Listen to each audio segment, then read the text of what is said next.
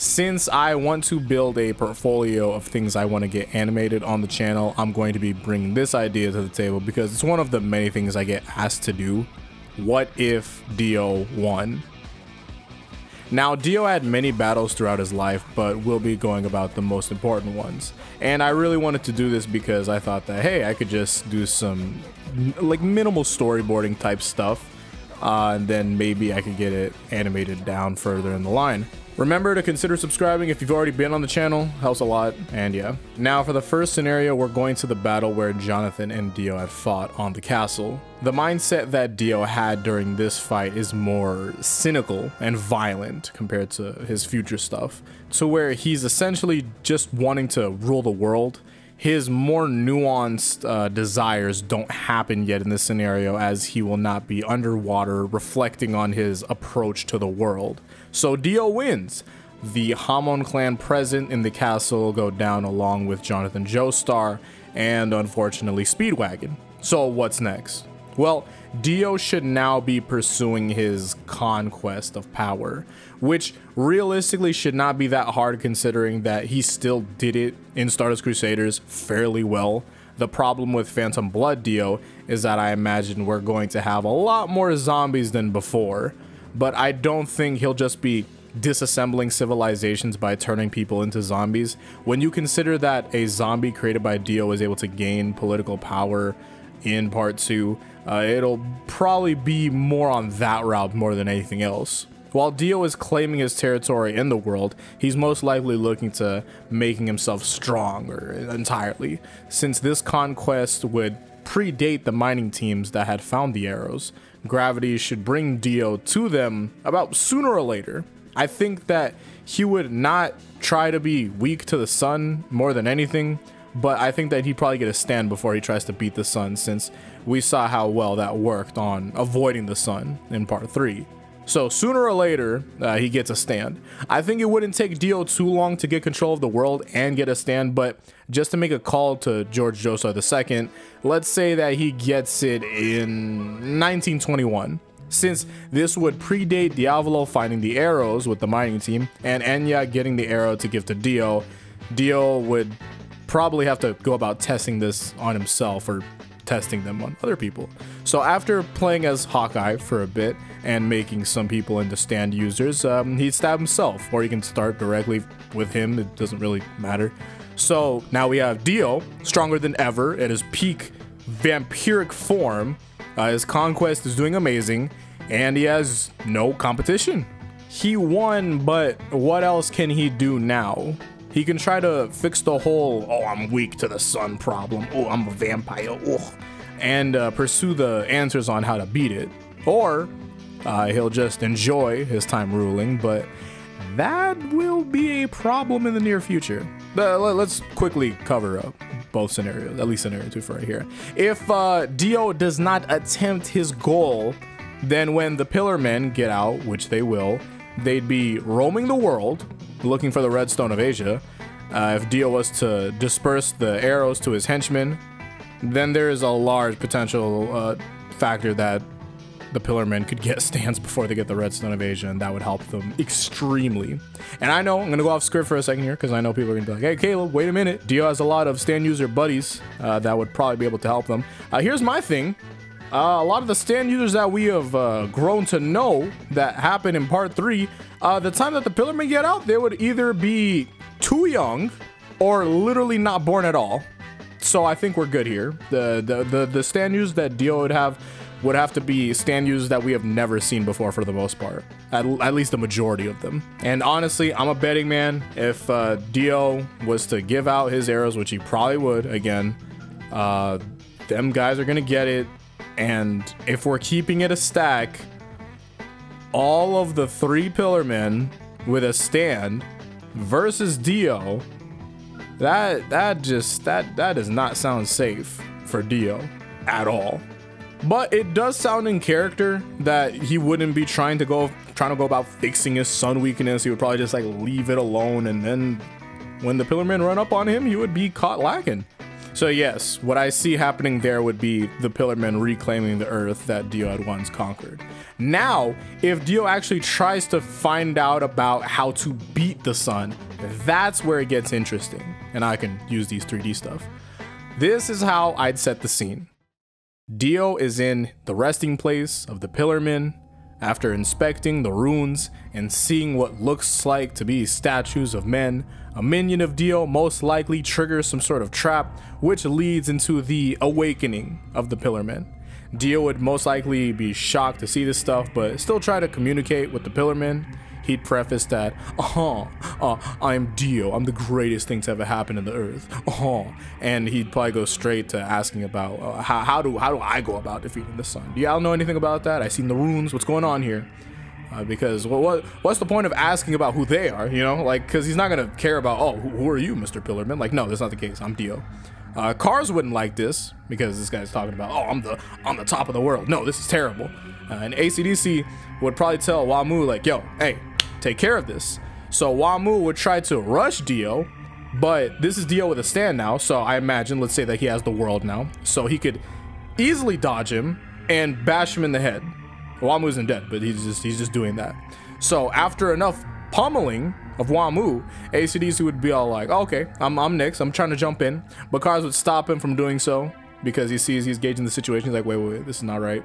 So Cars would slowly explain to Dio that to defeat the sun, you need the red stone of Asia with a stone mask with this little slot in it. In this time, AC/DC is slowly walking around so that as a team, AC/DC, Wamu, and Cars surround Dio in this triangle formation. And how I'd have Cars finish it up would be something like, but this information doesn't matter to you because you'll never get to it. I'm a YouTuber, not a voice actor, but you get the point. In this moment, Cars, AC/DC, and Wamu would lunge full speed into Dio, and Dio would laugh, and it would be something like when he was in the middle of the 20-meter emerald splash. It's like, ha ha ha, you fools, you don't know what true power is when you have conviction, the world, and stuff like that, you know? And then he stops time, and he monologues for a bit. Dio is who stands at the top. Dio is who is the strongest in the world. Hinjaku, Hinjaku. And then he's just stand barraging all three of them. It's just everyone's getting punched. And the time resumes, and all three of them fly backwards, but they catch themselves before slamming into walls. Like, remember how like Cars was falling down the cliff? He does the same thing essentially after getting punched by this blonde man. They're picking up what Dio is putting down. They're picking up what's going on. And since Dio does not have any Hamon, the damage that they're taking is pretty easily to come back from. Dio takes notice of the situation as he is in some sort of uncomfortable situation given the circumstances. He assures them that he is not running away. He's like, oh, no, I'm not running away from you. But instead, I'm going to the Red Stone of Asia since I have it in my possession. It's just not on me because Dio, conquering the world, Dio's gonna have like many riches. Of course, he's not gonna be like, oh, okay, I'm gonna care about what the Red Stone of Asia is. He has to go find it. He stops time one last time and he disappears. Now, Dio has a lot of important possessions across the world because of the people he controls. Let's really think about this. So it's most likely that he's gonna take a bit to find out as to where that he's keeping the Red Stone of Asia. The Pillarmen are going to be right behind him and searching for it too. Dio is going to send his stand users. The Pillarmen will fight, and they will win against most because consider the time that we're in, most stand users, again, we would know in part 3, they wouldn't even be around right now. We can have this huge climatic ending, but Dio is going to get the red stone and become the ultimate life form before Cars could. After becoming the ultimate life form, Dio could make the Pillarmen bow to his power, or he'll kill them. And considering Cars' power complex, they're just gonna die trying to take him down.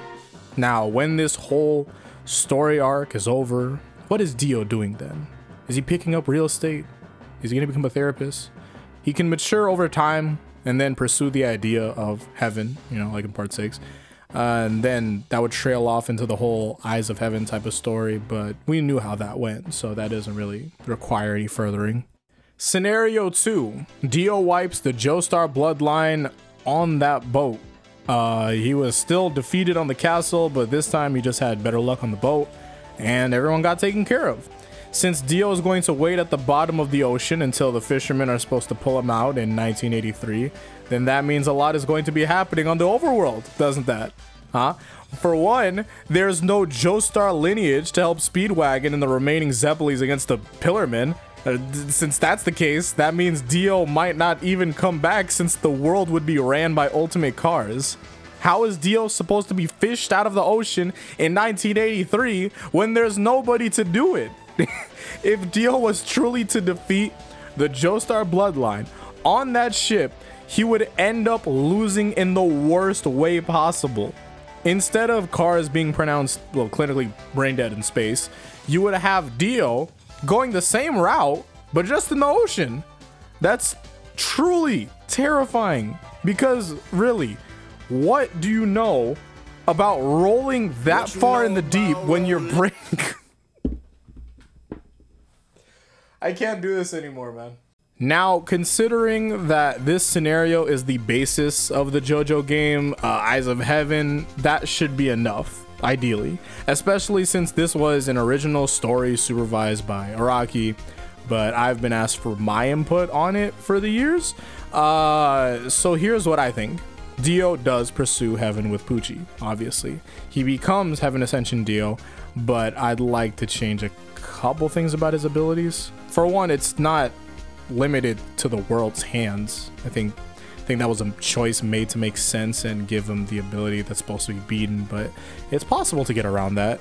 I would give Dio a radius for his reality manipulation, similar to his time stop. He can still do anything that he wants to, but my only change is that he can't beat Giorno with it. An aware and well-connected Giorno is required to defeat Dio. What I want is a Joestar barrage beating both Dio and Pucci. But as to get it and how it can make sense, that's the odd part. Because we could just make this scenario end with Dio running up to Italy at the wrong time and Giorno just does in the both of them, but that's nowhere near as fun. So, as a fun but not exactly most practical thing, imagine if they were to go to the coordinates directly into a different universe. And it's the same time as Pucci was supposed to do it originally. You can go to a new moon day at any time, really, like just happens frequently. They happen like clockwork. But say that they go when Pucci was supposed to do it because they want him to get Made in Heaven easily. Like they just want to steal the other Pucci's Made in Heaven opportunity. It just so happens that the universe that they went to, you might not like this, that they could steal the universe's Pucci's Made in Heaven is the same universe where Giorno and Josuke showed up to help defeat Pucci with Jotaro and Jolene. So now there's two Pucci's and one Heaven Ascension Dio. Huge battle, grandiose battle even. But then they all join together to do a whole Joestar barrage to take out everyone. Big ol' happy ending. Dio is stopped.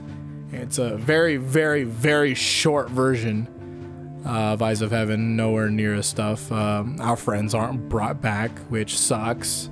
That's why I really do suggest like the Eyes of Heaven stuff. It made it enjoyable. You get to live a whole different experience, see interactions you never saw before. But you know, like my ways about it going about is like our experience help us mold us into the people that we are now. So instead of like we just enjoy what had been rather than what could have. That's kind of like my philosophy on how I would design that scene. I don't know, something philosophy and all that. Thank you all for watching. Hopefully I'll see you all in the next one. Until then, peace out and Godspeed.